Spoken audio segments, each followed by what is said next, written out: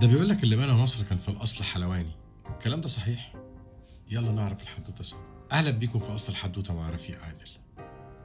اللي بنى مصر كان في الأصل حلواني. مفيش شك إن هتفضل أغنية الفنان علي الحجار من أيقونات مقدمات المسلسلات في مصر، واللي كانت في نفس الوقت بتعبر عن هوية اللي بنى مصر. بحسب ما ذكر الكاتب المصري محمد الفقي بأن جوهر الصقلي اللي بنى مصر كان فعلا بيشتغل حلواني. وكشف الأستاذ سامح الزهار عن أصل عبارة اللي بنى مصر كان في الأصل حلواني، وقال: بني القاهرة الفاطمية بتعود أصوله إلى الأرمن اللي كانوا عايشين في كرواتيا. اتولد وعاش فيها قبل ما يتنقل للصقلية اللي زعت صيته إن هو كان بيعمل كنافة وبيجيد تصنيع الحلوى. وده طبعا قبل ما يتباع كمملوك للخليفة المنصور بالله، واللي ألحقه بجيشه بالتبعية وأصبح من أشهر قادة الجيش في فترة الخليفة المنصور بالله. أصل الحدوتة مع رفيق عادل. لو عجبكم الفيديو ما تنسوش تعملوا سبسكرايب ولايك وتفعلوا الجرس عشان توصل لكم كل فيديوهاتنا، ويا رب نكون قدرنا